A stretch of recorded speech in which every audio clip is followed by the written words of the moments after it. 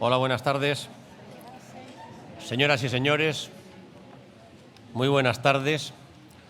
Empezamos esta mesa, este panel, bajo el título de La influencia de las hablas andaluzas en el español de América, viajes y tornaviajes atlánticos.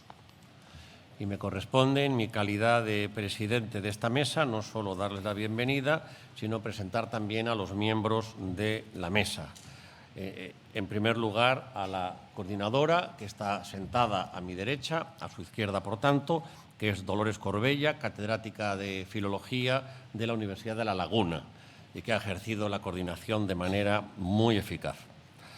En segundo lugar, y empiezo por este lado de la mesa, tenemos a Lola Pons, catedrática de la Universidad de Sevilla, académica correspondiente de la Academia Panameña y, bueno, como los demás, pero también conocida autora de libros y artículos.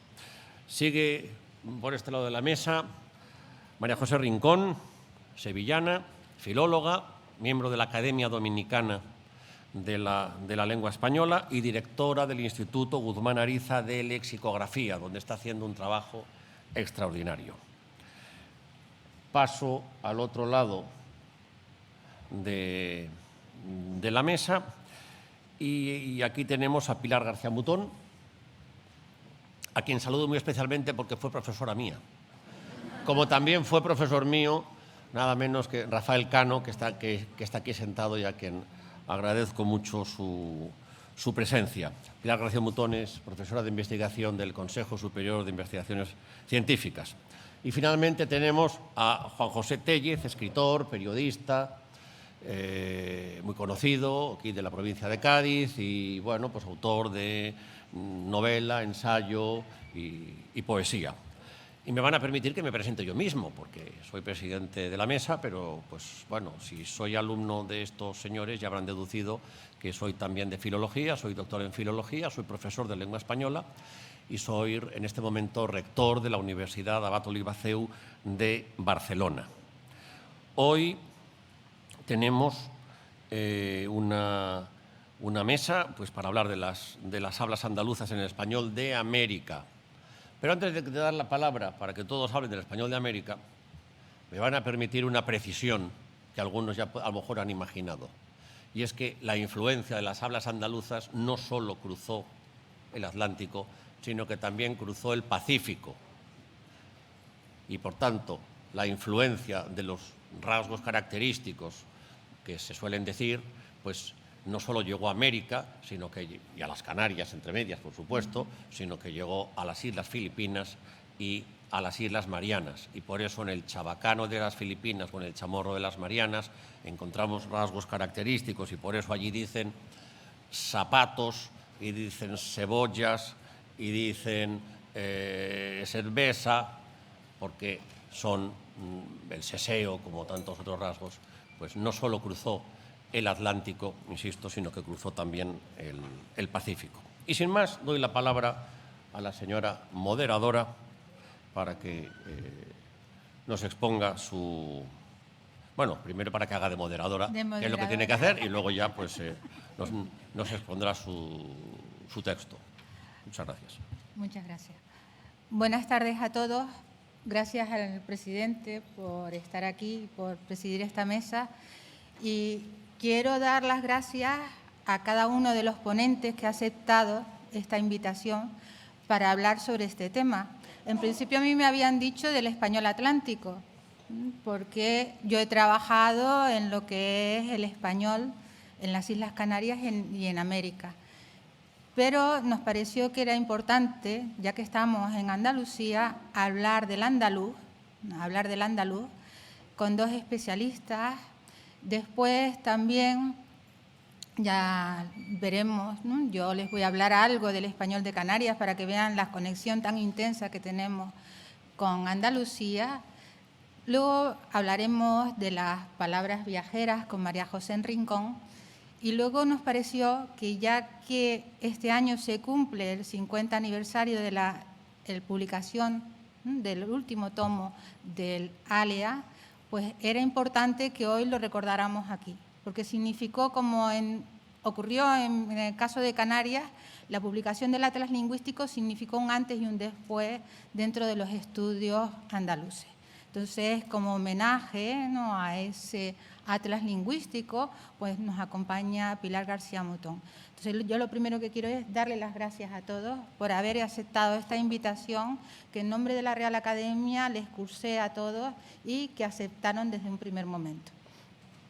Yo voy a hacer como una pequeña presentación y voy a hablar del español que yo conozco y, como habrán deducido, canario total.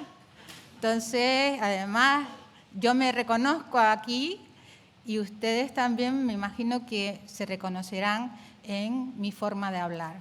Esta mañana me escribió un queridísimo amigo de La Laguna que fue profesor de arqueología en Sevilla y me decía que tenía envidia de mí porque estaba bebiendo palabras en una tacita de plata.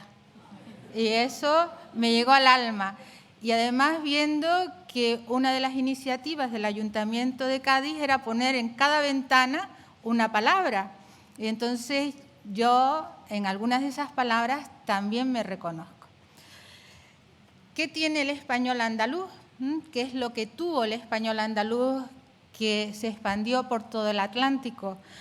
Pues que aquí se gestó, en Extremadura y en Andalucía, se gestó lo que hemos llamado español meridional, que aquí empezó la expansión ultramarina, del Mare Nostrum al Mare Ignoto, a la Mar Oceana, y que aquí, efectivamente, como ha dicho nuestro presidente, se gestó la primera globalización. Es decir, por primera vez se creó una red de comunicación que unía Europa, el viejo mundo, con África, con América, con el Pacífico. Y por primera vez vamos a tener lo que el historiador Bernard Shaw habla de esa primera globalización. Entonces, Andalucía tuvo ahí un papel fundamental. Primero, con la Baja Andalucía, ¿no?, ese negocio, esa navegación que se abrió hacia el Mediterráneo, y entonces empiezan a entrar palabras interesantísimas en el español andaluz y luego que se generalizaron en algunas zonas. Piensen, por ejemplo, en la palabra trapiche. Es una palabra que entra con los ingenios azucareros, pero que nos viene a través del Mediterráneo y que entra a través de aquí. Después los andaluces tuvieron mucho que ver en la colonización hacia el Atlántico Sur, hacia África, primero con razzias y después asentándose realmente en algunas zonas como en el español canario.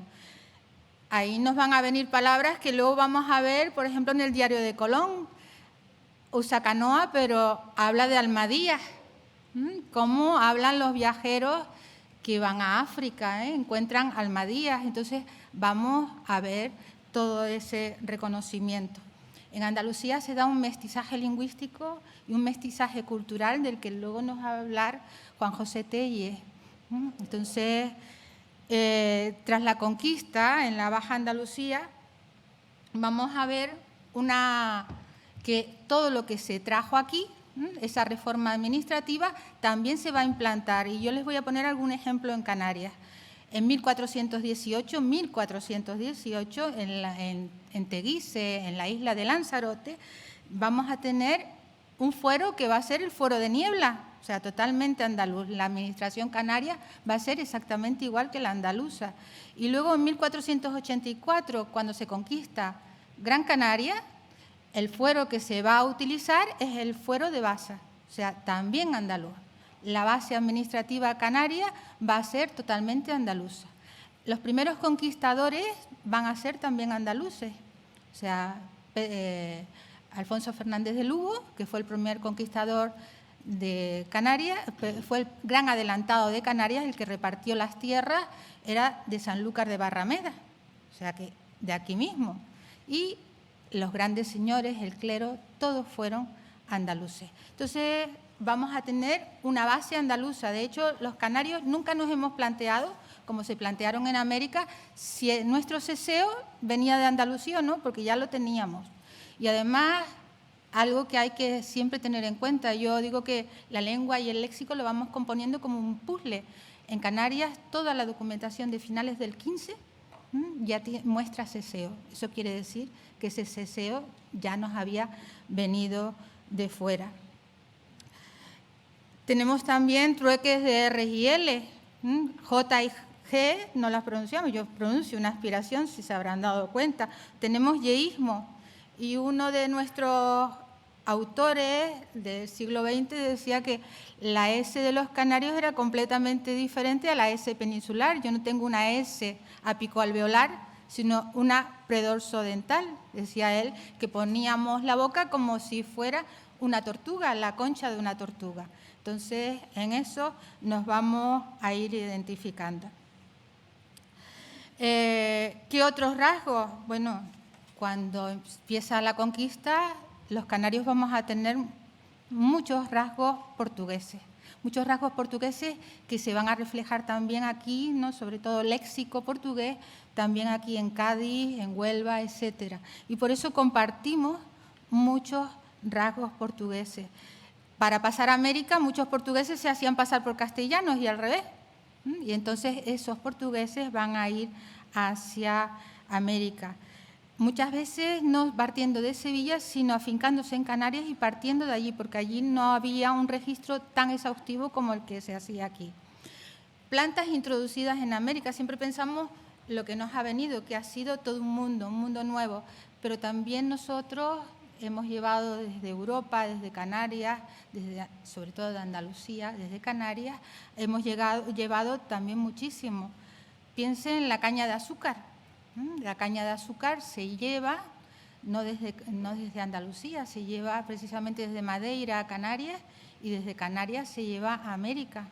Piensen, por ejemplo, en el vino de mesa que usaban los curas en las iglesias, era la llamada uva misión. En el año 2007 se han dado cuenta que esa uva misión es de la variedad Listán, que es una de las variedades que se cultiva también en Canarias. O sea, el vino canario, lo que se llama Mission Grapes en América, es un vino que va a América. El plátano, siempre pensamos el plátano, bueno, los mejores yo me imagino que todos comen plátanos canarios, porque son los más ricos. Pues los plátanos los primeros se llevaron también de Canarias. Después hay otra cosa interesante, ¿no? En aquella época, y esto lo he aprendido de mis amigos los historiadores, se hacían lo que se llamaban los viajes redondos. Se llevaba el barco cargado, pero ya se había contratado lo que se iba a traer de América. Y, por ejemplo, en 1510 sabemos que en una caja de madera venía una hamaca y una macana, y sin ninguna explicación de lo que significaba. Eso quiere decir que ya en Andalucía la hamaca y la macana ya había llegado antes, y que en 1510 no hace falta explicar su significado porque ya se usaba aquí. Decía Cuervo, y no me voy a extender mucho más, decía Cuervo, porque a mí lo que me gustaría sería hablarle solo de léxico, pero para eso va a hablar María José Rincón. Decía Cuervo que el día que tengamos un diccionario de andalucismo, hallaremos maravillas los americanos. Y es verdad, yo cada vez que me encuentro con un amigo andaluz filólogo, le digo, tienen que hacer un diccionario andaluz. Pero es que ya tienen todos los datos, solo hay que recogerlos. En estos días nos han regalado un diccionario de Castro y Rossi, de Adolfo Castro y Rossi, que era gaditano y fue alcalde de aquí. Y yo me identifico totalmente, y los americanos también, con la palabra aguamala. Pues para todos es una medusa. Ustedes en los periódicos canarios, cuando hay una plaga de medusas, los periodistas ponen aguamala o aguaviva. Entonces, eso es uno de los portuguesismos que tenemos y que hemos llevado a andaluces, canarios, ayudando a los canarios también, hemos llevado a América. Piensen en otra palabra como burgao. Esto ayer hablé de ello, ¿no? Burgado lo trae Castro y Rossi en este diccionario que nos han regalado y que para mí es una joya. Pues no, la palabra burgado es otro portuguesismo. Si van a la academia verán que está definido como caracol de tierra. Está mal. Primero, que no es burgado, es burgao. Burgao, porque es un portuguesismo, viene de burgao. Después nos dice que viene de mures muriqui. No, es un portuguesismo. Y después ustedes, si son de aquí de Cádiz, lo utilizarán con el significado que lo uso yo, es el caracol marino. ¿Vale? Entonces, el burgaillo. Como estas, muchísimas palabras más. Entonces, tenemos una comunidad bastante importante, pero también de voces que nos han venido de América. Este pequeño diccionario traía la palabra bojío como casa rústica. Pues en 1600 y algo, bohío, se dicen que los canarios antiguos, los de Gran Canaria, vivían en cuevas o en bohíos. Y el autor que lo trae dice, es palabra aborigen canaria. No es aborigen canaria, es aborigen americana, pero que los canarios y los andaluces hemos tomado. En este diccionario viene la palabra canoa como sombrero grande, viene pita, pitero, viene chirigota. Dice Castro y Rossi que viene de Cuba. Lo utiliza también Pérez Galdós, Benito Pérez Galdós. Me encanta llegar al Teatro Falla a través de la calle Pérez Galdós. Han tenido ustedes la suerte de que Benito Pérez Galdós ha dedicado una de sus novelas a Cádiz. A Canarias, siendo canario, no dedicó ninguna. Dos novelas. A Canarias no dedicó ninguna. Vale. Pero usa la palabra chirigota. Y chirigota es normal porque también se usaba en Cuba. Y Galdós tenía familia en Cuba y su primera novia, por la que su madre lo mandó a la península, era su prima cubana. Entonces, era normal que utilizara esas palabras. Después, el atlas lingüístico del que nos va a hablar, de estos materiales, de los atlas lingüísticos de los que nos va a hablar Pilar García Mutón. Hay muchísimos datos en esos mapas lingüísticos. Ahora nosotros estamos metidos en un tesoro americano, y un mexicano que fue a México, López Matoso, en 1816, escribe una novela que se titula Viaje de Perico Ligero al país de los moros. Y pone un glosario muy interesante. Y ahí en ese glosario usa la palabra, recoge en Cuba, él es mexicano, va a Cuba y dice maní, y lo define como cacahuate. Magnífico, porque está usando su propio dialecto para explicar una palabra cubana. Piensen ustedes qué es lo que utilizan. Yo utilizo maní. Entonces, en la vuelta vamos a distinguir algunas zonas cogemos unos americanismos y otros. Entonces, tenemos también en el atlas lingüístico, aparece cacahué y cacagüey, aquí en Andalucía. Creo que es importantísimo todo el trabajo que se ha hecho, antes lo dije, a partir de los atlas lingüísticos. Las universidades sevillanas tienen magníficos investigadores.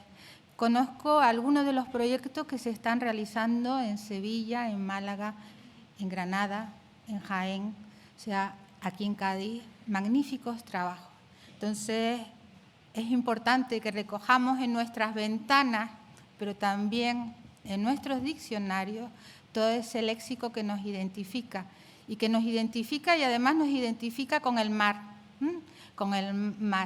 Quería también hablarles, aunque ya no les voy a hablar, de las tradiciones religiosas. Ahora viene Semana Santa y es interesantísimo. La Virgen que se venera en Canarias es la Virgen de Candelaria. La imagen salió precisamente de aquí.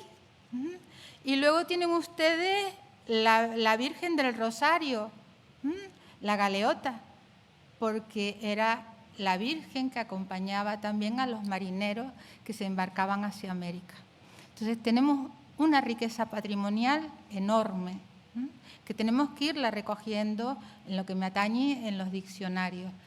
Pero creo que esa riqueza nos enseña que los andaluces, los canarios y los americanos tenemos muchísimos lazos de unión que hay que seguir estudiando y que hay que poner en valor.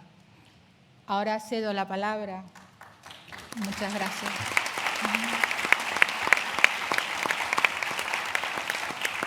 La mesa está organizada para que los profesores andaluces hablen y nuestro escritor, nuestro periodista, hablen primero de lo que es el español andaluz, de la riqueza cultural, multicultural. Les dije antes que María José Rincón va a hablar porque es una sevillana que vive en la República Dominicana y nadie mejor que ella conoce esa mezcla, ¿no?, de América, de Andalucía hacia América y de América hacia Andalucía. Y por último intervendrá Pilar García Mutón. Entonces, en primer lugar, Lola Pons. Gracias. Buenas tardes. En nombre de mis compañeros agradezco a la organización del Congreso su invitación a formar parte de esta mesa, al presidente y a la doctora Corbella su gentil labor de coordinación. Agradezco también a Cádiz su abrazo hospitalario de estos días, que está siendo inolvidable. Y me ocuparé en estos minutos, ateniéndome al plazo de tiempo que se me ha brindado, me ocuparé en 3 escenas del peso de Andalucía en América. Escena primera, la gata de Venus. Vuelvo al natural como la gata de Venus. Se decía que una gata se había convertido en doncella por la petición de matrimonio que le había hecho un caballero, pero como era una gata, tendía a sus instintos, vio en la alcoba a un ratón y se tiró al suelo a perseguirlo. Vuelvo al natural como la gata de Venus es una frase que yo aprendí de Mateo Alemán,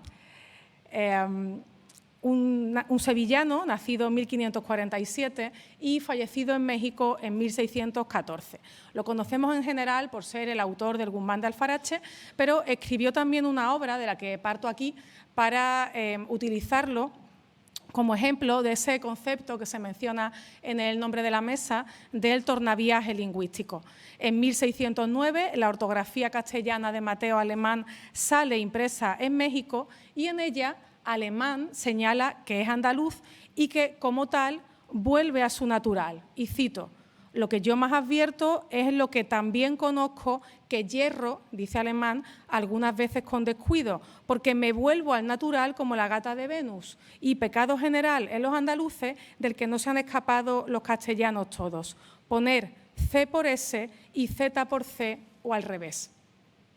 Esa naturalidad a la que el autor dice volver, como la gata de Venus, es descrita en su ortografía con unos ejemplos que podrían servirnos para hablar también del seseo o del ceceo actuales, dice Alemán. Decimos a la brasa braza o al contrario, que la brasa es la que llamamos ascua, que se hace de la lumbre, y la braza es una medida de 2 varas que se mide con los brazos abiertos. Mateo Alemán es representante de un hecho social y demográfico relevante para estos tornaviajes lingüísticos de los que vamos a hablar hoy en la mesa.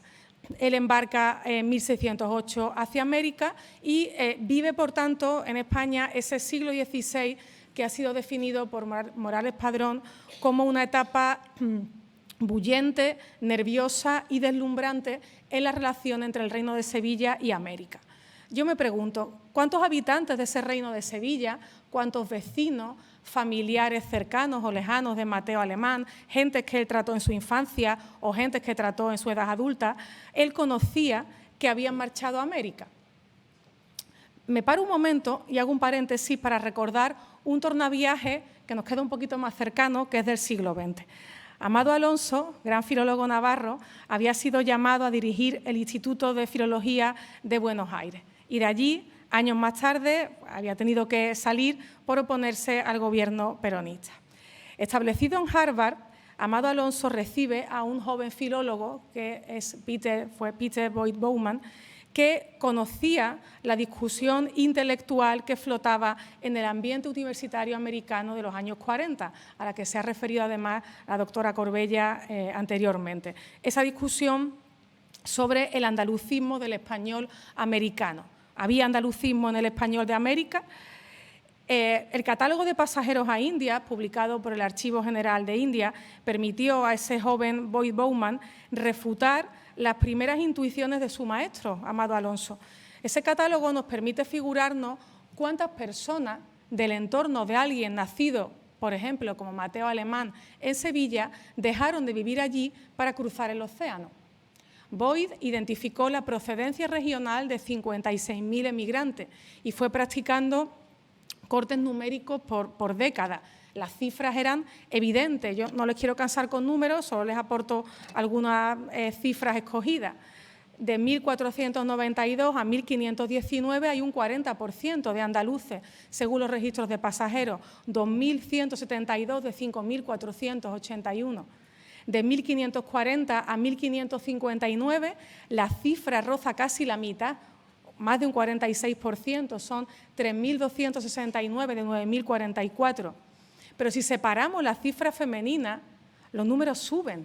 Hubo muchas mujeres andaluzas en América. Entre 1520 y 1539, el 58% de la migración femenina a América venía de Andalucía y las cifras superan, en general, en el siglo XVI, el 50%. Cuando hablamos de lengua materna o de variedad materna, pensemos en esas mujeres andaluzas como transmisoras de una variedad del español, la variedad de Andalucía. ¿Pero qué es Andalucía? Cuando hablamos de Andalucía para esta época, no son las provincias de hoy, que existen más tardíamente, desde mediados del XIX, es el reino de Sevilla, Sevilla, Huelva, Cádiz, el protagonista sobre todo de esta migración. Hay, por tanto, un primer elemento evidente, que es por todos conocido, que es esa preponderancia humana. Andaluces, extremeños predominaron en esa primera etapa de corriente migratoria.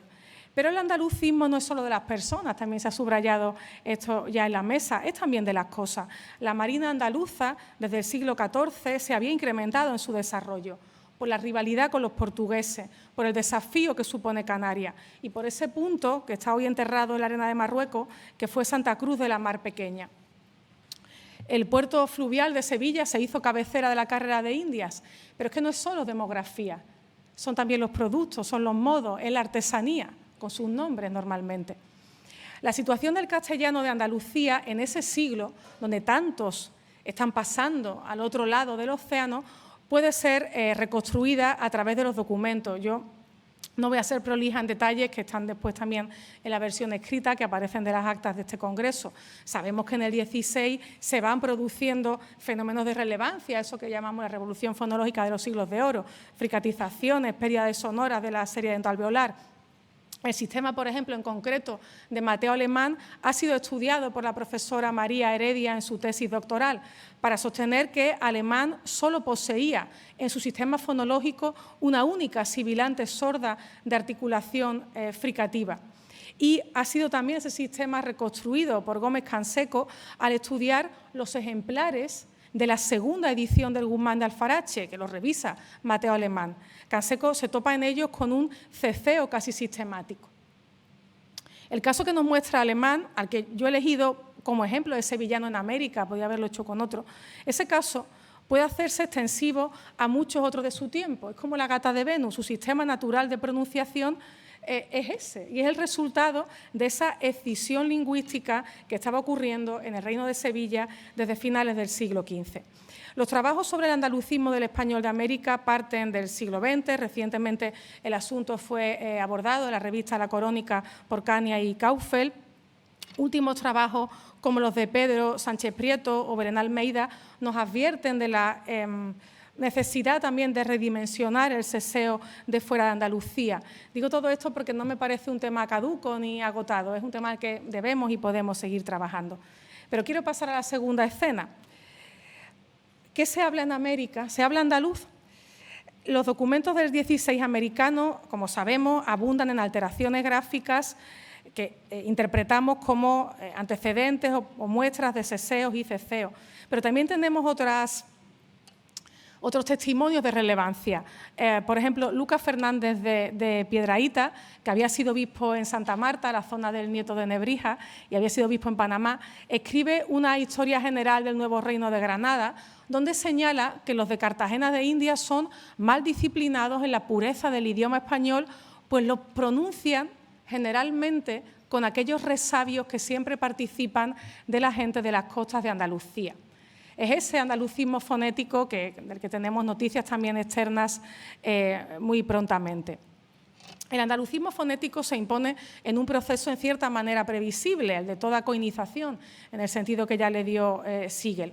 La confluencia de distintas variedades de una misma lengua da lugar a una reducción y simplificación de rasgos, da lugar al surgimiento de hablantes nativos y da lugar, ulteriormente, en algunos casos, a una estandarización.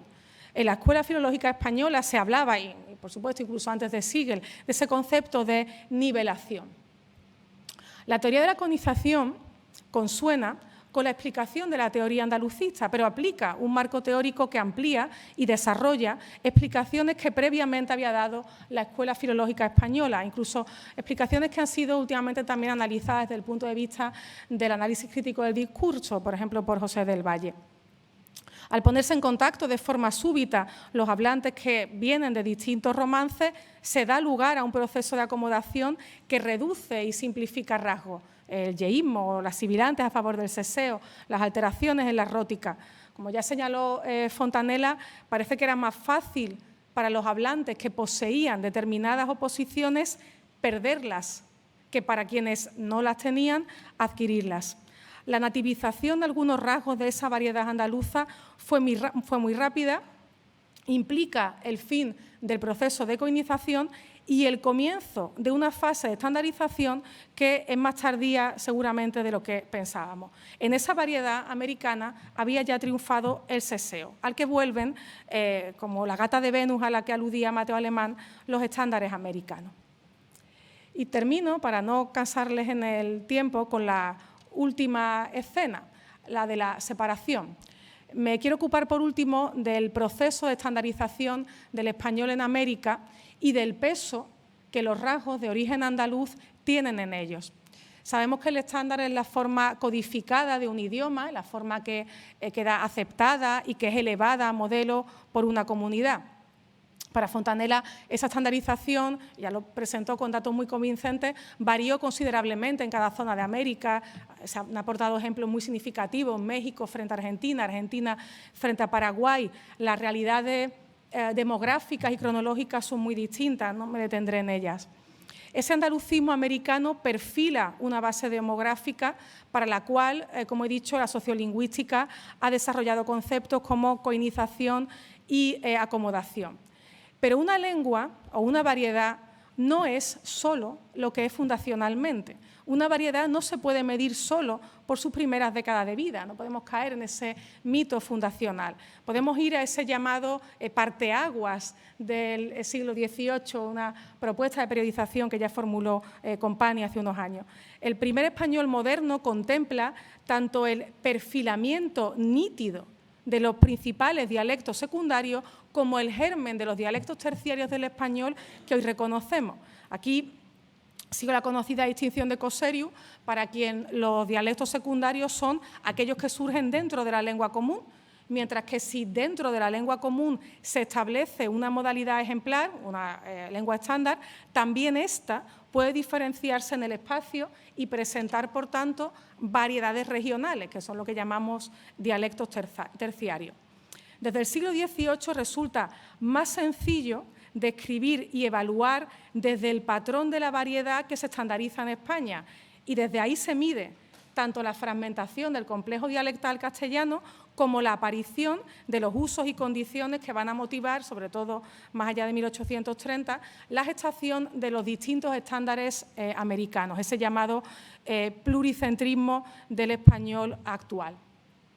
Mondéjar señalaba que es en el siglo XVIII cuando con toda propiedad se puede hablar de habla andaluza o de andaluz como un todo constituido de cuya existencia se tiene conciencia. No es que las hablas andaluzas comenzaran a formarse en el siglo XVIII, sino que su constitución relativamente nivelada relativamente diferenciada, pero no desgajada de la lengua española, comenzó en esa época. Y con esto voy terminando señalando algunas cuestiones que tienen que ver con la necesidad de acomodar la idea de que hay una base demográfica andaluza evidente en el español americano, pero que al mismo tiempo no estamos hablando de dos variedades idénticas. Como ha señalado mi compañera de la Universidad de Sevilla, Araceli López Serena, las variedades americanas adquieren un estatuto variacional completamente distinto al de las hablas andaluzas a partir del momento en que las hablas andaluzas van a quedar supeditadas al estándar europeo, que claro, este estándar europeo está basado fundamentalmente en la variedad centronorteña o en las variedades centronorteñas, mientras que las variedades americanas pueden constituirse por sí mismas en estándares locales. Hay un momento en que vamos a observar con toda claridad la diferencia sustancial que separa a un dialecto secundario de un dialecto terciario. El andaluz, en fin, es una base demográfica de relevancia en América, pero lo que sale de aquí, del Reino de Sevilla, del puerto de Cádiz, no se trasplanta, sino que se lleva y se reacomoda en América. Rasgos que aquí se dan y que llegan a América no se extienden, y rasgos que aquí y allí se dan pueden darse con distintos perfiles y con distinta altura social.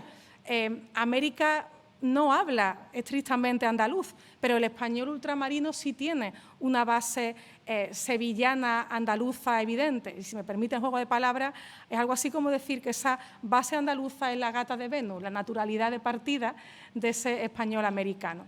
Muchísimas gracias.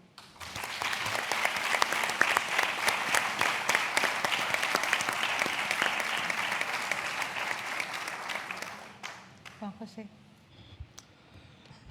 Bueno, como Fernando Quiñones identificaba a Madrid como la ciudad andaluza al norte de Despeñaperros, yo creo que me toca reinterpretar una de las películas emblemáticas de la movida y preguntarme qué hace un chico como yo en un sitio como este, en una mesa. Después de las exposiciones de mis predecesoras, tengo la sensación que estoy aquí, soy el único que no incurre en la filología y que estoy casi como un ratoncillo de Indias por mi condición de escritor y de viajero, así que voy a asumir mi intervención desde esa perspectiva, desde la perspectiva de la experiencia, no de la especialización en el estudio de la lengua, sino de su práctica.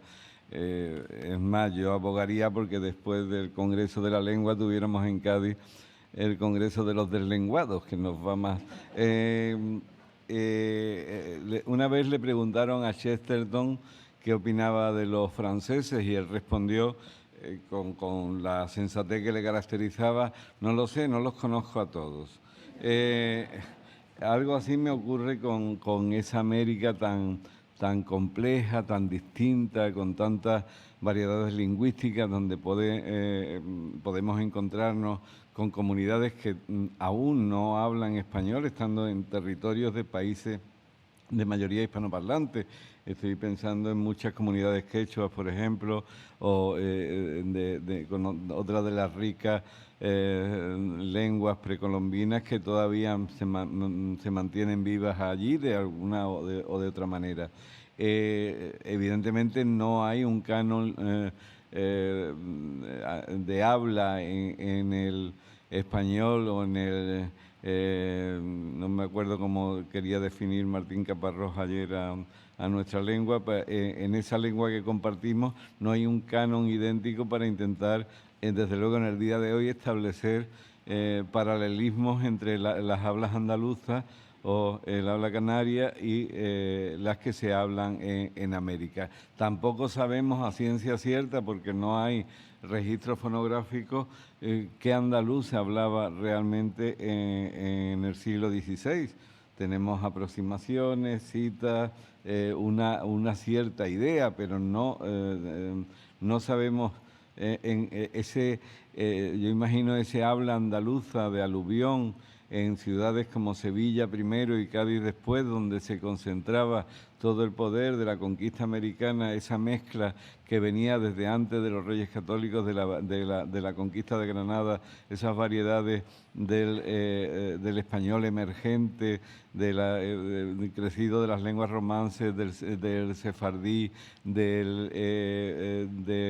el árabe transformado por las comunidades árabes y bereberes de la península, de los moriscos, la presencia de los gitanos con una jerga que venía desde el este, desde las regiones, en ese supuesto viaje gitano, desde la India hasta aquí, demasiados elementos para tener una noción cierta de cómo se hablaba en esta tierra. Y, por supuesto, al otro lado del Atlántico.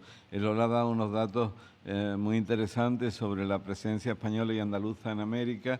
Yo les recomiendo que sigan la pista del trabajo que ella ha citado, dirigido por Lourdes Díaz Trechuelo, en la segunda mitad de los años 80, a partir precisamente de datos del libro de registro de pasajeros, informaciones y licencias que nos dan un perfil de cuántos andaluces y qué andaluces viajaron hasta América, a un territorio, como digo, muy extenso y en donde se iba a producir un golpe demográfico importante debido a la conquista, debido a la pandemia, lo que quieran, pero hay una reducción de la población americana formidable en ese mismo periodo.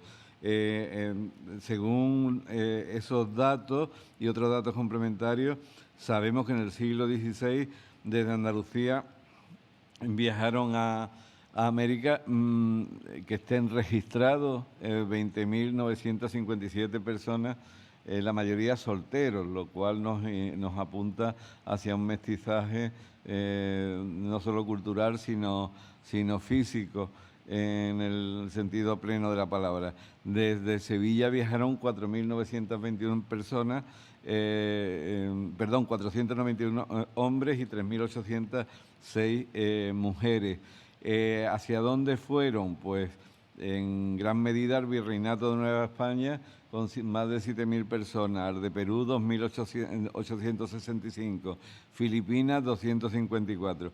Yo he tenido la suerte de viajar a Filipinas en 3 ocasiones y lo que he encontrado allí es el eco remoto de que alguna vez estuvo España y la presencia cierta histórica de que MacArthur está volviendo constantemente a Filipinas.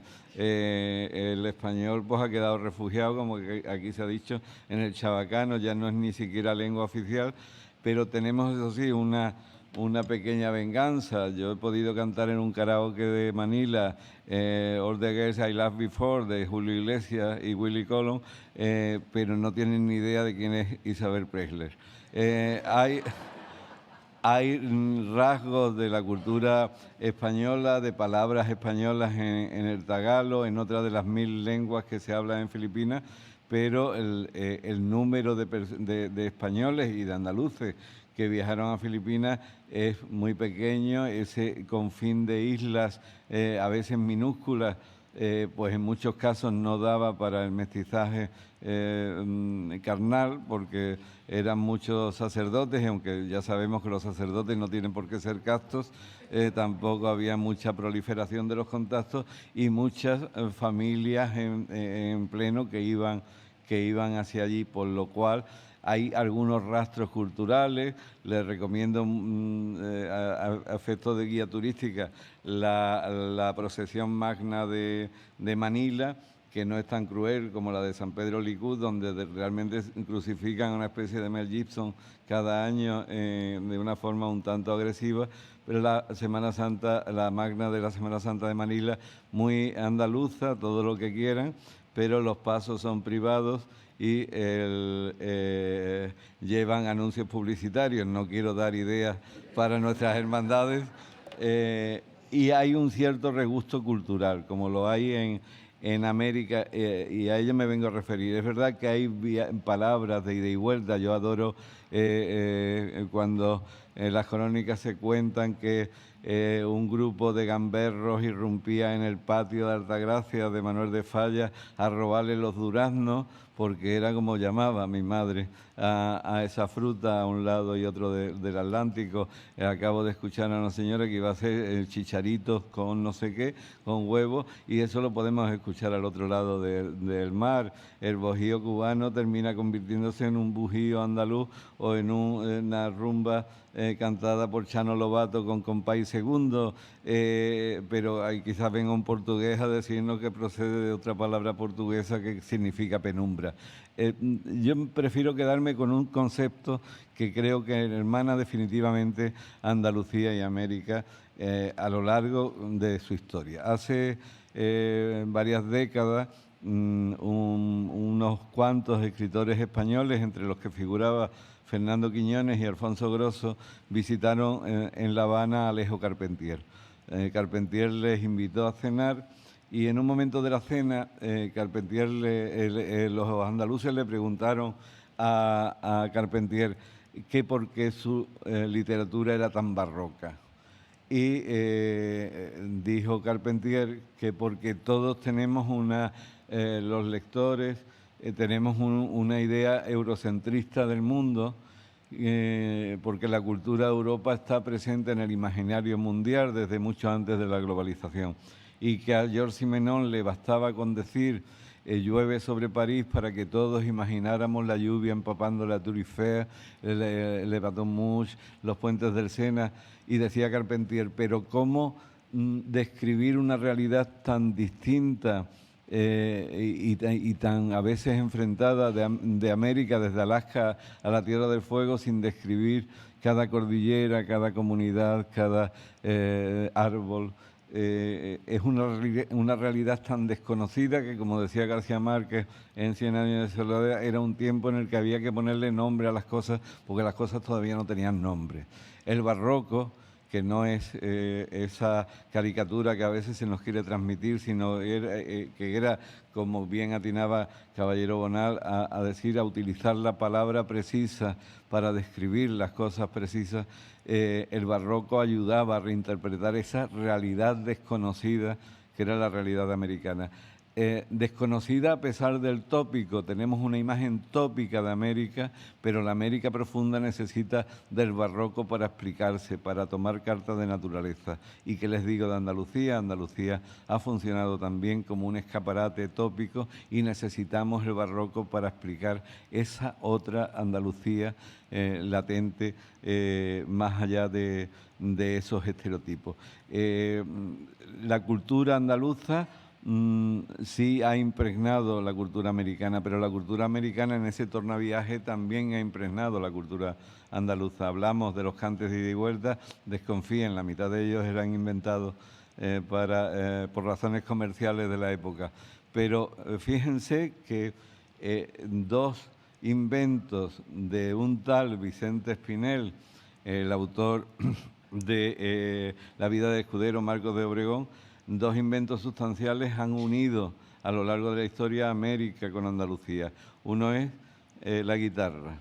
La guitarra existía, venía del laúd tetracorde. El rondeño Vicente Espinel le añade, dentro de un año, hará 4 siglos, le añade una quinta cuerda, al igual que el Siriap, el pájaro negro, le añadió una cuarta al laúd inicialmente, hasta convertir al laúd tetracorde, al viejo laúd árabe. Vicente Espinel da un paso más hacia la guitarra y le añade una quinta cuerda. Y mejora y perfecciona las décimas que terminan tomando su nombre, el de Espinela. Espinel no se movió nunca de España, enseñó a Lope de Vega, pero nació en Ronda, murió en Madrid. Pero América está plagada de guitarras, América está plagada de décimas o espinelas, desde Violeta Parra a los repentistas cubanos. Y ha venido en ese tornaviaje hacia España, y ahora algunos incurrimos en la fea costumbre de tener un grupo de WhatsApp dedicado a escribir décimas o espinelas como una herramienta viva del lenguaje escrito que quizás se aproxime al habla. Termino con una sugerencia. Si quieren, en estos tiempos en los que los periodistas que todavía creemos en el oficio recomendamos más que nunca el contraste de la información frente a todo lo que se está diciendo aquí y lo que se va a decir. Les recomiendo un libro muy curioso publicado en Buenos Aires en 1925 por Pedro Enríquez Ureña, titulado El supuesto andalucismo de América. Le recomiendo la lectura porque Enríquez Ureña pretende desmontar lo que muchos lingüistas habían aventurado sobre la cercanía y la complicidad del andaluz, de las hablas andaluzas y las hablas americanas, y yo creo que logra todo lo contrario, constatar que las similitudes son muchas más que las diferencias. Muchas gracias.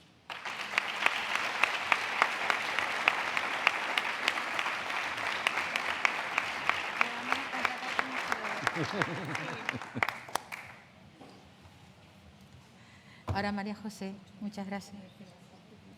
Buenas tardes. El dominicano Pedro Enríquez Ureña, para más señas. Bueno, estoy aquí en mi condición de miembro de la Academia Dominicana de la Lengua y de sevillana a plataná, me imagino, ¿verdad? O sea que casi soy ejemplo vivo de ese mestizaje, ¿verdad? Y de ese viaje de ida y vuelta, ida y vuelta, ida y vuelta, porque el viaje no solo era de ida y vuelta, había que volver otra vez. Y esa infinidad de viajes, ese lazo constante es el que hace que las palabras viajen también con las personas. Yo les quiero hablar muy poco, porque tenemos poco tiempo, de andaluz y español de América, viajes y tornaviajes léxicos. La historia del español en las tres orillas del Atlántico, vamos a decir, y añadiremos entonces el Pacífico también.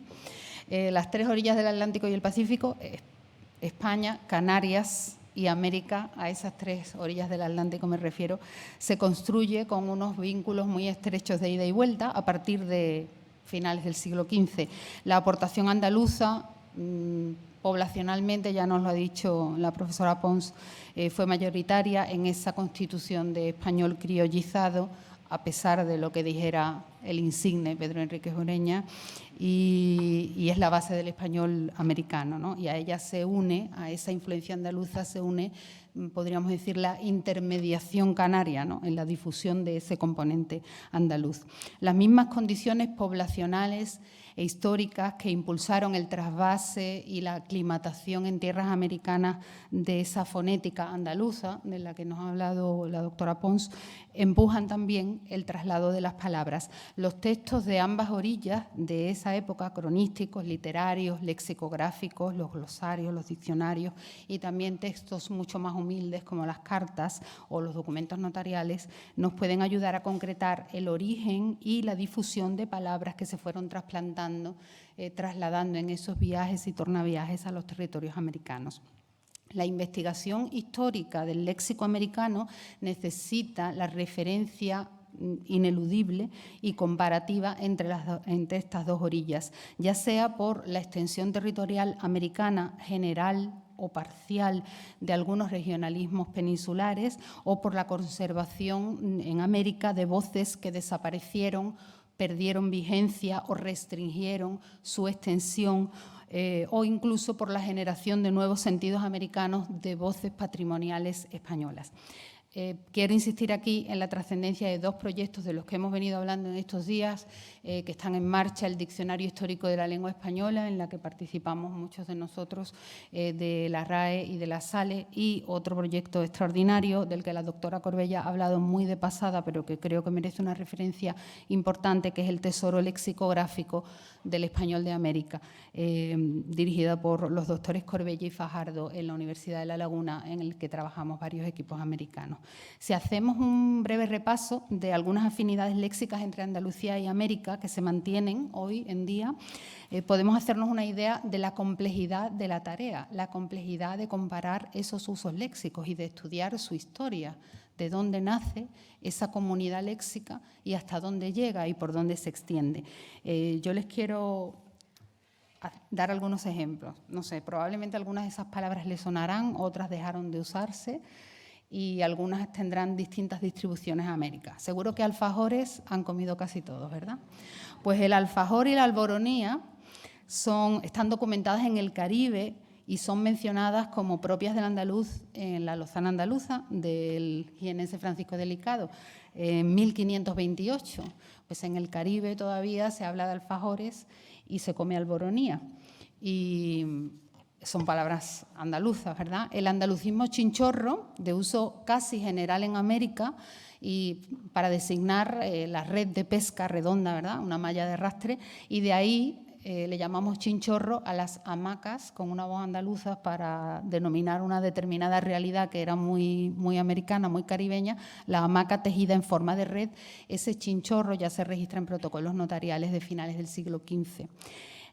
Por supuesto, los occidentalismos, hemos hablado aquí de Extremadura, hemos hablado de portuguesismos, ¿no? El andaluz impulsó esos occidentalismos hacia América. Entre esos occidentalismos, la palabra estero, de difusión general americana, o la palabra rancho, que ya se refería a una vivienda rural en Andalucía, al menos muy a principios del siglo XVI, a partir precisamente de otra de las características del español de América, que es el marinerismo, el componente marinero. Esa acepción de rancho, ¿verdad?, viene de una acepción marinera que era un lugar determinado en las embarcaciones para el alojamiento de los individuos de la dotación del barco, ¿verdad? Y con ese sentido de vivienda pobre en zonas rurales sigue muy extendido en América. Por ejemplo, el occidentalismo soberano. No sé si ya aquí se recuerdan de los... Sí, ¿verdad? Bueno, los soberaos que se registran en Andalucía, por lo menos el que yo conozco de mi Andalucía natal, como Desván, Juan de Castellanos, natural de Alanís, el pueblo de Alanís, de la provincia de Sevilla, incluye en sus elegías de varones ilustres, en versos, en varones ilustres de Indias, en alto tiene hecho soberao y por sus manos cama donde se echa. Y en esa misma estrofa, el sevillano incluye el indigenismo taíno barbacoa y dice: alguna vez también hemos hallado en árbol alto barbacoa hecha.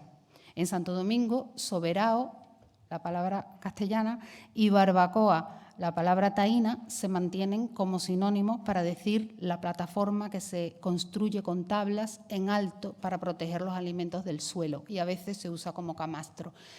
La palabra taína y la palabra andaluza occidental, ¿verdad?, acaban usándose como sinónimos en territorio caribeño, ¿no? Otros ejemplos de la relación léxica entre Andalucía y América, por ejemplo, que están marcados actualmente como andalucismo en el Diccionario de la Lengua Española de la RAE y de la SALE, son palabras como, de estas sabemos todos, la empella, ¿verdad? La manteca de cerdo se sigue usando con ese mismo significado en la República Dominicana, en México y en el Caribe, al menos, ¿verdad?, porque con las palabras nunca se le pueden poner puertas al campo. En el Caribe genera el sentido del pliegue de grasa que se acumula en la cintura, ¿verdad?, la empella. De eso sabemos casi todos.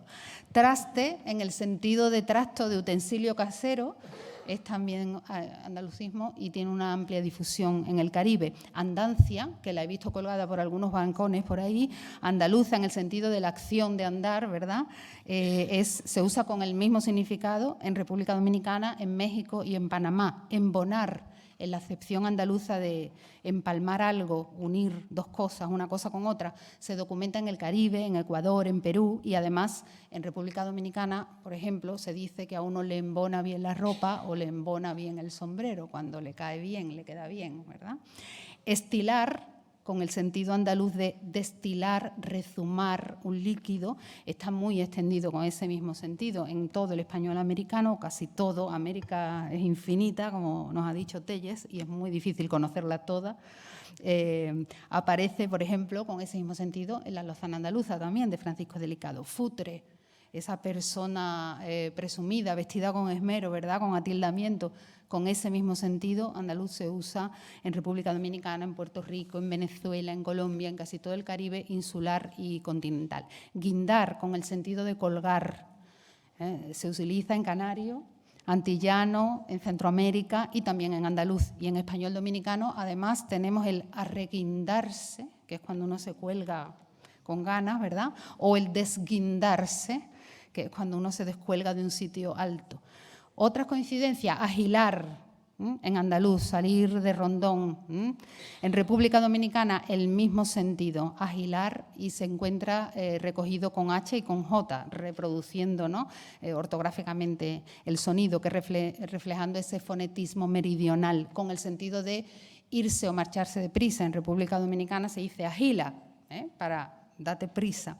A ese fondo patrimonial del español americano le podemos añadir las palabras procedentes de las lenguas indígenas.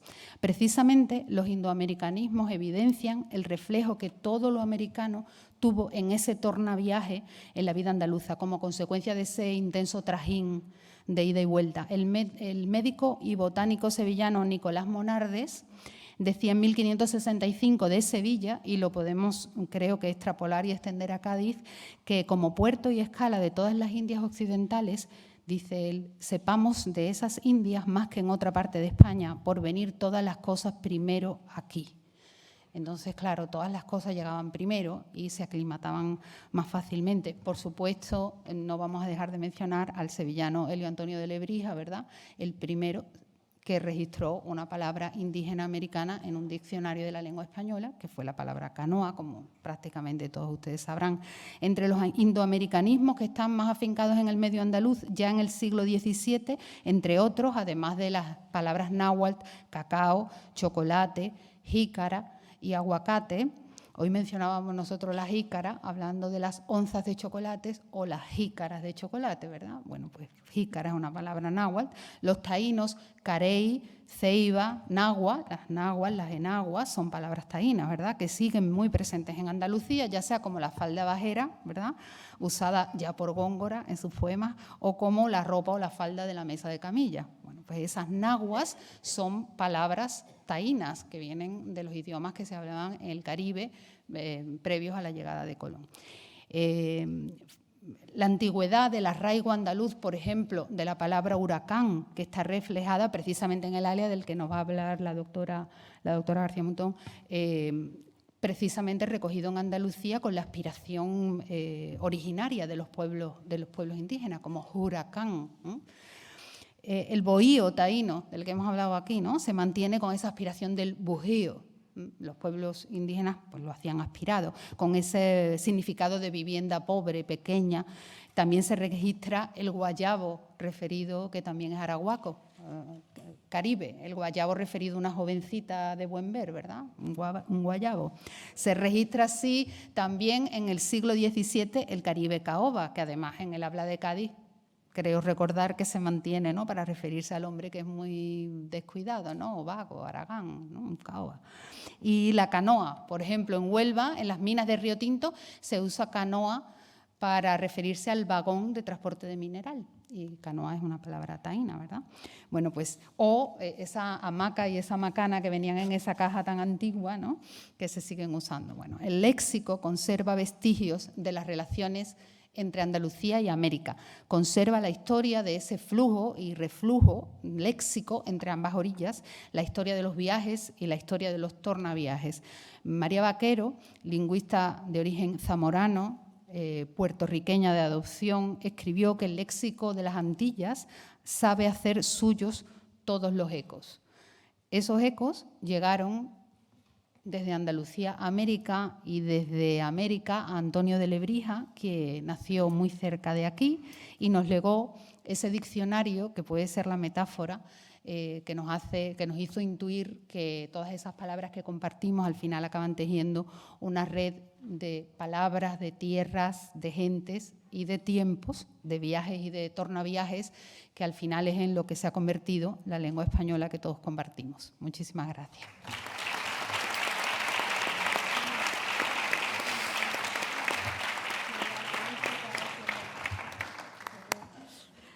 Por último, tiene la palabra Pilar García Mutón. Muchas gracias. A mí me toca hablar de un tema un poco más arduo. Yo voy a hablarles de que mucho de lo que hoy conocemos sobre las hablas andaluzas y canarias y su relación con el español americano se debe al Atlas Lingüístico y Etnográfico de Andalucía de Manuel Alvar, que es el referente metodológico para su Atlas Lingüístico y Etnográfico de las Islas Canarias, el ALEICAN, y en general para la geografía lingüística del español en América. A principios del siglo XX se sabía muy poco sobre el andaluz hablado. Con el siglo, en Europa habían comenzado a hacerse atlas lingüísticos de gran dominio, siguiendo el ejemplo del Atlas linguistique de la France.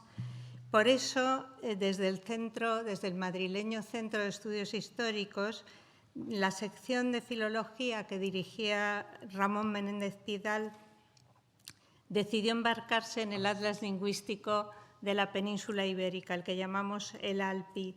Para entonces, los dialectos que llamamos históricos, el aragonés y el asturleonés, estaban bastante estudiados, pero no ocurría lo mismo con las variedades castellanas innovadoras. Hubo que esperar a los años 30, cuando después de haber probado con éxito la metodología geolingüística en sus estancias académicas en Puerto Rico, Tomás Navarro Tomás se hizo cargo de los trabajos del Atlas, un atlas que interrumpió la guerra y cuyos materiales inéditos estamos editando. En 1933, Aurelio Espinosa Hijo y Lorenzo Rodríguez Castellano estaban encuestando aquí, en Andalucía, y por sus cartas sabemos que les preocupaba establecer el límite entre el andaluz y las demás variedades castellanas. Navarro Tomás hizo parte del trabajo de campo con ellos y, como resultado, ese mismo año, los tres publicaron en la revista de Filología un artículo emblemático que fue La frontera del andaluz, donde establecían las áreas de seseo y de ceceo, del que ya hemos hablado, y las de los diferentes tipos de S. Terminaban el artículo afirmando: la S andaluza aparece como elemento esencial en el conjunto fonético que constituye el fondo inmemorial y permanente del acento andaluz y ofrece orientación clara y expresiva en la delimitación geográfica de este dialecto. La S andaluza, que aparecía en sus mapas, aparecía con la parte de arriba cubierta por la S apical castellana, la nuestra, y por debajo en sus dos variantes andaluzas, la coronal y la predorsal, esta última la que oímos y escuchamos estos días aquí en Cádiz y la que se oye en las Canarias y la que pasó a América.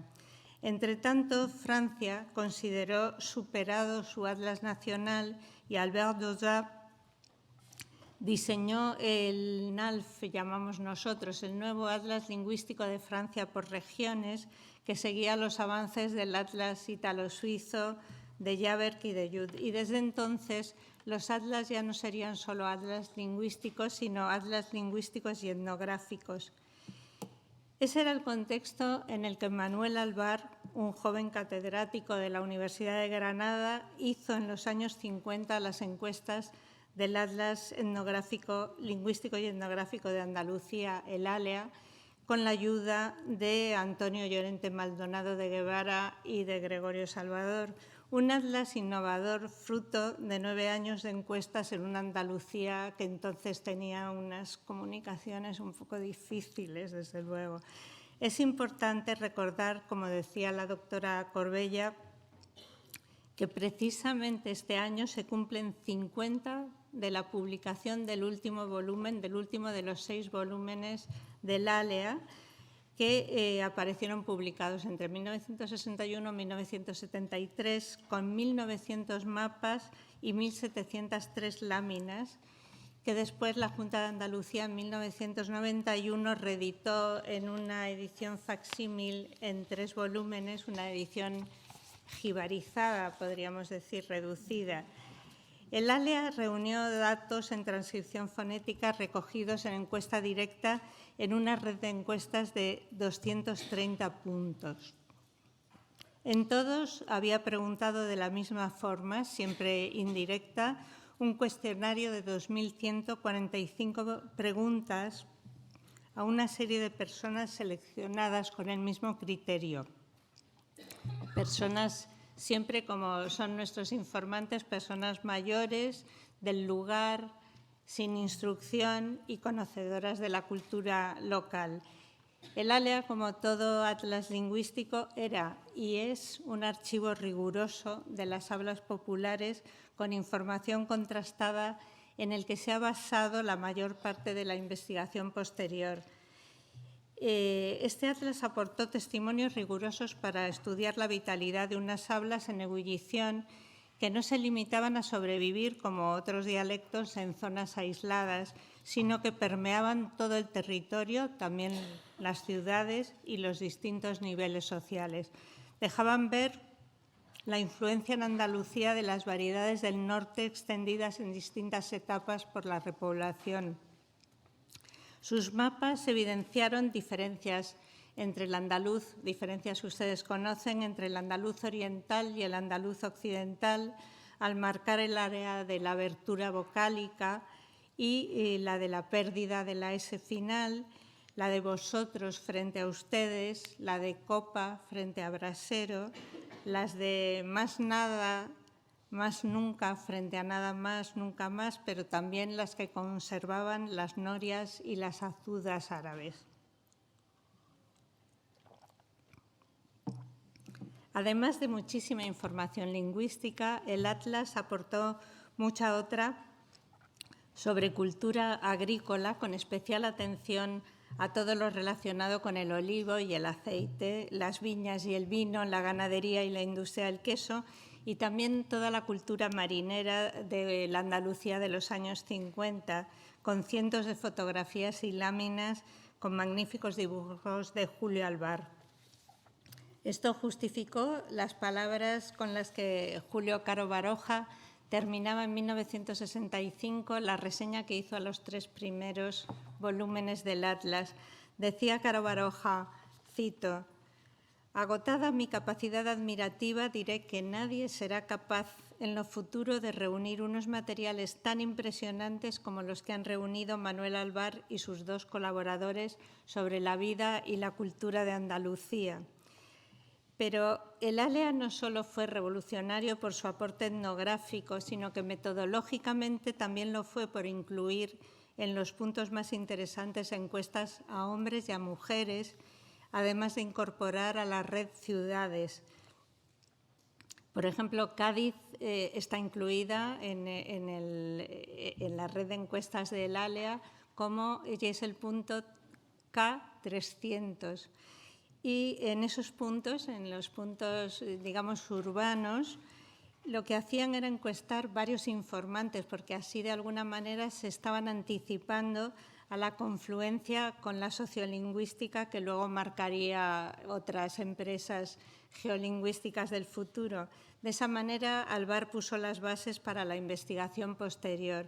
Y en los años 60, después de haber adaptado de alguna manera el cuestionario del ALEA a la realidad insular, se embarcó en el estudio de las Islas Canarias, como hemos dicho ya esta tarde muchas veces, tan vinculadas con Andalucía y con América. Entre 1975 y 1978 publicó los 3 tomos del ALEICAN, del Atlas Lingüístico y Etnográfico de las Islas Canarias. Estos tomos vinieron de alguna manera, como ocurrió en Andalucía, a deshacer todos los tópicos que había sobre la creencia de que la variedad canaria era una variedad arcaizante y periférica, situándola como uno de los centros de las hablas meridionales atlánticas y colocando en su justo lugar andalucismos, marinerismos, guanchismos y portuguesismos. Dolores Corbella y Cristóbal Corrales supieron valorar la importancia del léxico que recogió Alvar en el ALEICAN al incorporarlo, al volcarlo todo a su tesoro lexicográfico del español de Canarias, que es el pionero de todos los tesoros de los que disponemos ahora. Y ya para acabar, una referencia a los atlas americanos. En América, tras las encuestas del Atlas de Puerto Rico del que hablábamos, Navarro Tomás publicó en el Instituto de Filología de Buenos Aires su cuestionario lingüístico hispanoamericano como una guía para orientar los trabajos futuros que se pudieran hacer en América. Después, la publicación, que fue una publicación temprana, como hemos visto, del Atlas andaluz, lo convirtió también en referencia para los equipos americanos, para el equipo de Luis Flores, que había comenzado en 1956 las encuestas del Atlas Lingüístico de Colombia, y para el de Guillermo Araya, que había emprendido a finales de los años 60 las del Atlas Lingüístico y Etnográfico del sur de Chile, el ALESUCH. Estos dos son los dos primeros atlas de la gran actividad geolingüística americana. Y sin olvidar, no hay que olvidar el macroproyecto de Atlas de Hispanoamérica que planearon y en parte realizaron Manuel Alvar y Antonio Quilis. Hay que destacar que los atlas posteriores incorporaron unas novedades metodológicas muy interesantes.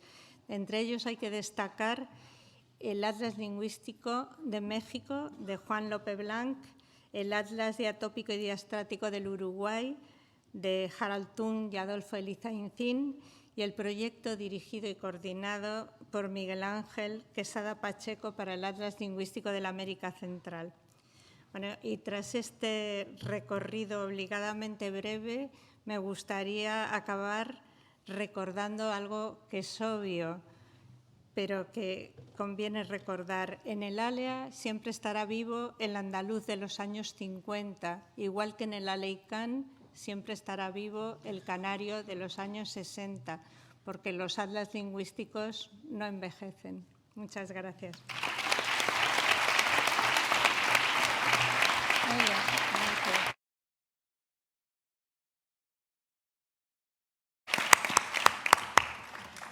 Ahora le cedo la palabra a nuestro presidente Rafael Rodríguez Pons.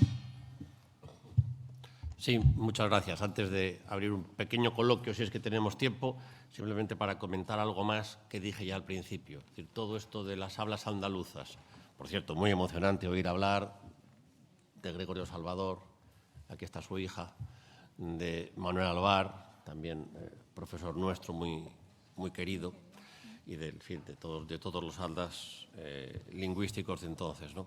Y muy emocionante también oír hablar de palabras como trastes, chinchorro, rancho, lanchu, enchamorro. O sea, esas palabras que acabamos de oír llegan a las Islas Marianas, cruzaron el Atlántico y cruzaron el Pacífico desde México, desde Acapulco hasta Filipinas y hasta las Islas Marianas. Y, por lo tanto, cuando hablamos aquí de viajes y tornaviajes, me ha encantado también esas referencias, efectivamente, a Filipinas, a la Semana Santa. La Semana Santa se celebra con procesiones en las Marianas, en Filipinas, en Manila. No voy a decir al estilo andaluz. Es un estilo ya, en fin, modificado y adaptado, igual que las palabras, igual que la lengua, igual que la cultura y tantos otros rasgos. Pero sí se puede ver a lo largo del tiempo y de la geografía ese hilo conductor y ese origen, porque al fin y al cabo los barcos salían de aquí y llegaban de aquí, aunque el 40% o el 60% de hombres o de mujeres hubieran nacido o no hubieran nacido aquí, todos los que eran de fuera también llegaban aquí y, por tanto, pasaban un tiempo en Andalucía y, por tanto, pues rasgos comunes, evidentemente, tiene que haber. Nada más, quiero terminar yo, desde luego, por mi parte, dando las gracias a todos, dando las gracias a todos los miembros de la mesa y a todos ustedes por su presencia. Se lo agradezco de verdad y espero que esta haya sido una sesión verdaderamente interesante. ¿Hacemos un coloquio? Poquito, pero 5 minutos o 10.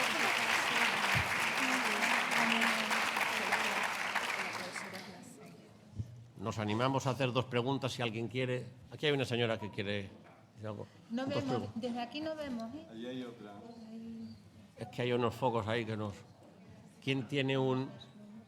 Espera, que es que necesitamos el micrófono para la grabación. El micrófono llega Porque lo desde... están retransmitiendo. No, no te preocupes, nos acordamos de ti, nos acordamos de ti. A mí me han dicho el 6. Podríamos estar hablando toda la tarde. Bueno, Pero a las 6 podemos hacer tenemos un curso el acto verano de entero. clausura. Tenemos un acto y tenemos que ir a otro edificio en el otro lado.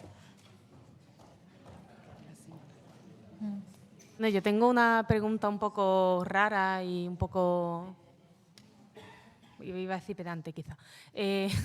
Hace un par de semanas, por una casualidad de la vida, conocí de forma separada a dos jóvenes filipinas. Una de Manila, que tenía de lengua materna tagalo, y la otra hablaba chabacano, de hecho, y de hecho era mestiza americana, o sea, estadounidense, filipina. Y ambas me contaron lo mismo, ambas vivían, repito que las conocí por separado, fue casualidad, ambas vivían en Estados Unidos, de hecho hablaban inglés perfecto, porque se habían educado siempre en la lengua inglesa, y ambas, por motivos laborales, estaban aprendiendo español.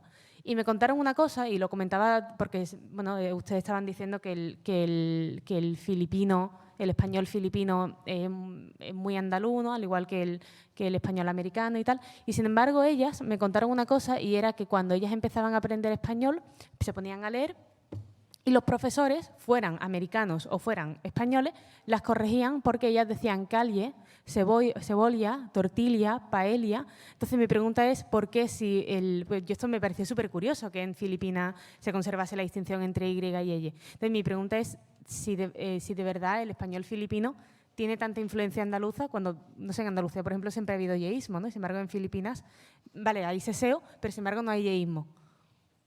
Eso. Uf. A ver, Yo sé nos que la metemos pregunta ahora es rara, en pero es que me pasó y no sé, tengo lingüística histórica de la dialectología del español en Filipinas y el chabacano. A ver, efectivamente, los dos fenómenos sucedieron. El hecho de que a los españoles en Filipinas se les llame Castilla,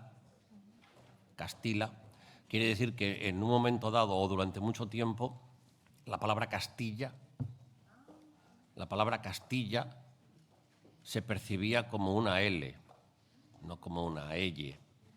Es decir, no había yeísmo.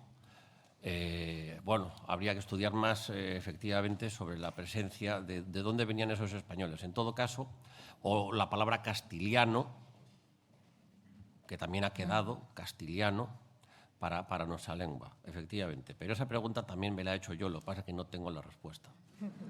Pero soy consciente de que los dos fenómenos suceden.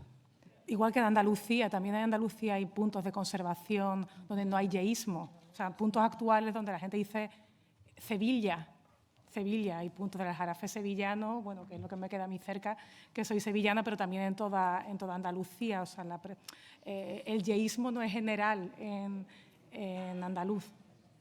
De todas formas, la presencia hoy por hoy del español, ya no del habla andaluza, en Filipinas es muy minoritaria. Ha concernido históricamente a familias ilustres de Manila, casi aristocráticas, que lo han conservado como una especie de tesoro. Cory Aquino creo que retiró el español como lengua cooficial de Filipinas, que se mantuvo hasta comienzos de este siglo, y solo en el chabacano y en muchas palabras sueltas del tagalo hay, por ejemplo, silla o martillo, te lo encuentras en el tagalo, pero hay mucha más presencia, más allá de las lenguas autóctonas de Filipinas, del inglés que del español, más allá del ámbito universitario o del aprendizaje o del turismo, o del sector turístico. Ahí en la calle la verdad se percibe poco. Pero en todo caso es muy interesante la observación. En Filipinas sigue habiendo entre español y chabacano, puede ser 1 millón de hablantes. No es mucho, es el 1% de la población solamente, claro, el 99% no. Pero como primera o segunda lengua, pues en fin, es suficientemente significativa como para que sí haya una comunidad, mejor dicho, varias comunidades repartidas por el país, porque son en varias islas distintas, pero muy interesante. Segunda y última. Bueno, me arrogo el... Ay, perdón. No, sí, perdón. Sí. Quería primero dar las gracias al Congreso y, en segundo lugar, darle las gracias a la mesa por reivindicar y poner el andaluz sobre la mesa, ¿no?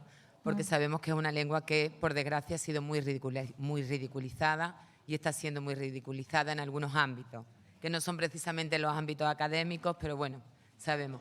Y en segundo lugar, yo soy una profana totalmente. Yo vengo de otro campo semántico, de otro campo, pero sí me es muy curiosa porque yo soy de la Andalucía Oriental. Y entonces me es muy curioso cuando se habla del andaluz que va a América o del que viene de América, y siempre se habla del Reino de Sevilla. Se habla de Sevilla, Cádiz, Huelva. He vivido tiempo, mi tesis doctoral, de hecho, la hice en Huelva. Entonces, me gustaría, en muy breves palabras, por supuesto, ¿por qué esa, no sé si es la distancia, porque por otro lado sabemos que también mucha gente de Portugal, obviamente más cerca de Huelva que de Jaén o de Granada o de Almería, hacia las idas, ¿no? Pero ¿por qué esa distancia tan grande del andaluz oriental al andaluz occidental en tierras americanas? Gracias.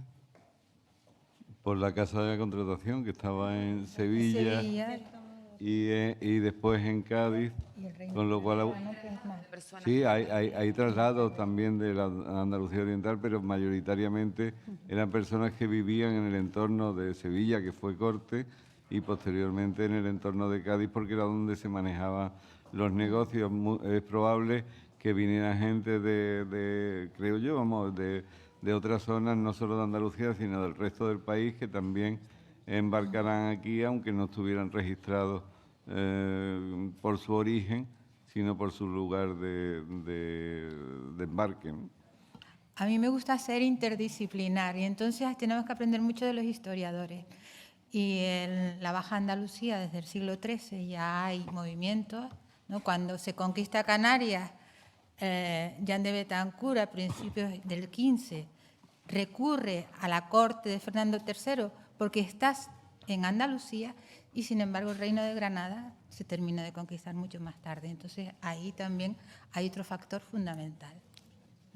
Entonces, sí. Y reivindicamos nuestros acentos. Hay que reivindicarlos.